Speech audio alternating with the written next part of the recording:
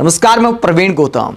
दोस्तों, वीडियो में बात करेंगे कि राहुल गांधी ने मोदी सरकार के नाम बदलने की राजनीति को किस तरह एक्सपोज किया है। मनरेगा का जो नाम बदला गया है उसे लेकर सरकार की क्या सियासत है और राहुल गांधी क्या एक्सपोज करते हैं। राहुल गांधी का बयान आगे आपको सुनाएंगे कि पीएम मोदी पर इस योजना का नाम बदलने के साथ साथ क्या खेल करने का आरोप लगाया है राहुल गांधी ने। पहले सरकार का वर्जन सुनिए, जो रटी रटाई राजनीति का हिस्सा नजर आता है कि हर बात में धर्म की राजनीति करनी है। क्या इसीलिए इस योजना में जी राम जी का इस्तेमाल किया था बीजेपी सरकार ने, ताकि विपक्षी नेता जब महात्मा गांधी का नाम हटाने को लेकर सवाल करें तो फिर भगवान राम के नाम पर सियासत की जा सके। देश के कृषि मंत्री शिवराज सिंह चौहान ने आज विपक्षी नेताओं पर क्या आरोप लगाया। वीबी जी राम जी योजना के लिए जो बिल लाया गया उसे लेकर जब विपक्षी सांसद महात्मा गांधी का नाम हटाने को लेकर, मनरेगा का नाम बदलने को लेकर हंगामा करने लगे तो शिवराज सिंह चौहान क्या कहते हैं, जरा सुनिए। महात्मा गांधी हमारे दिलों में बसते हैं और माननीय अध्यक्ष जी, महात्मा गांधी जी का, पंडित दीनदयाल जी का यह संकल्प था कि जो सबसे पीछे है, जो सबसे नीचे है, उनका कल्याण सबसे पहले किया जाए। और हम केवल महात्मा गांधी जी को मानते नहीं है, हम महात्मा गांधी जी की भी मानते हैं और उन्हीं के विचारों पर आधारित, पंडित दीनदयाल उपाध्याय जी के विचारों पर आधारित गरीब कल्याण की कई योजनाएं ये सरकार मोदी जी के नेतृत्व में चला रही है। मैं विस्तार से जब इस बिल पर चर्चा होगी तब अपनी बात कहूंगा, लेकिन मैं फिर दोहरा रहा हूं कि बापू हमारे दिलों में बसते हैं, उनका हम पूरा सम्मान करते हैं।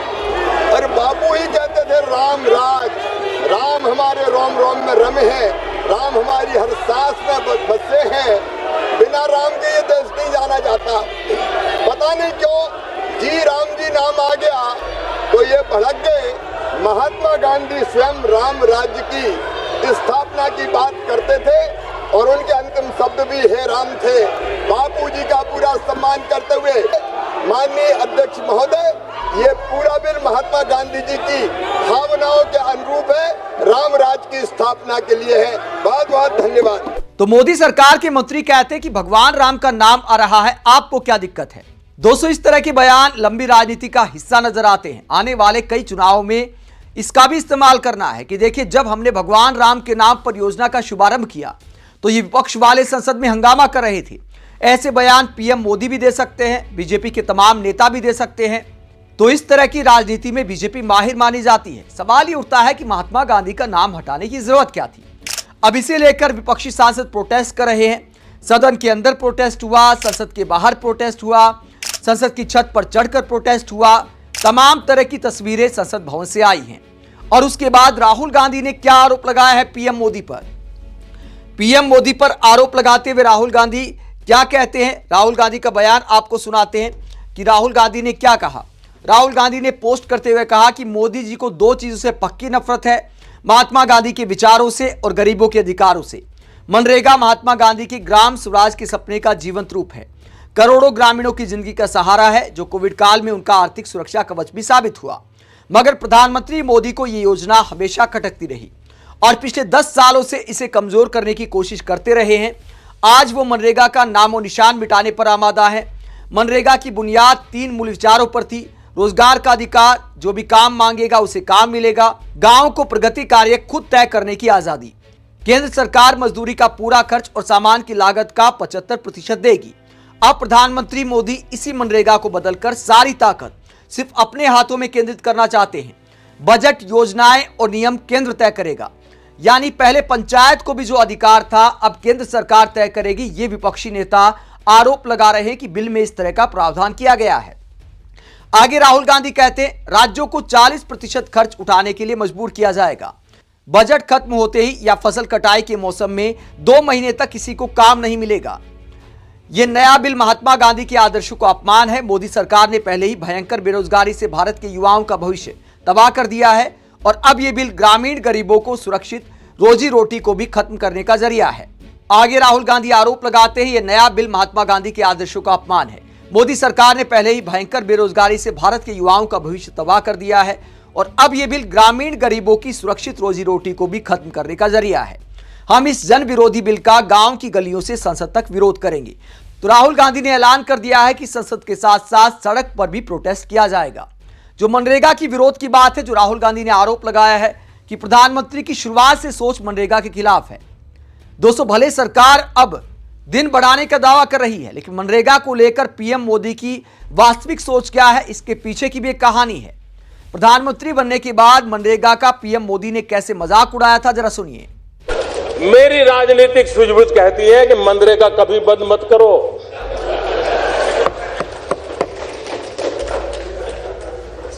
मैं ऐसी गलती नहीं कर सकता हूं, क्योंकि मनरेगा आपकी विफलताओं का जीता जागता स्मारक है। आजादी के 60 साल के बाद आपको लोगों को गड्ढे खोदने के लिए भेजना पड़ा। ये आपकी विफलताओं का स्मारक है और मैं गाजे बाजे के साथ इस स्मारक का ढोल पीटता रहूंगा। दुनिया को बताऊंगा कि ये गड्ढे तुम खोद रहे हो, उन 60 साल के पापों का परिणाम है। इसलिए मेरी राजनीतिक सूझबूझ पर आप शक मत कीजिए। मनरेगा रहेगा, आन बान शान के साथ रहेगा और गाजे बाजे के साथ दुनिया में बताया जाएगा।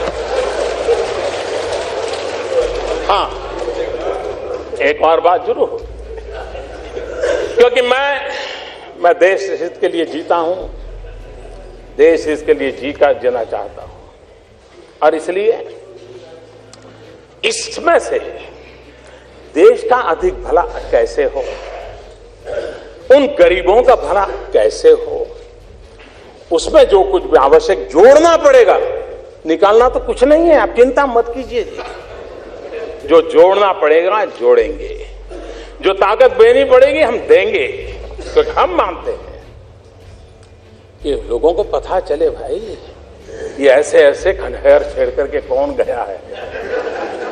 इतने सालों के बाद भी तुम्हें ये गड्ढे खोदने के लिए मजबूर किसने किया है, ये उसको पता रहना चाहिए।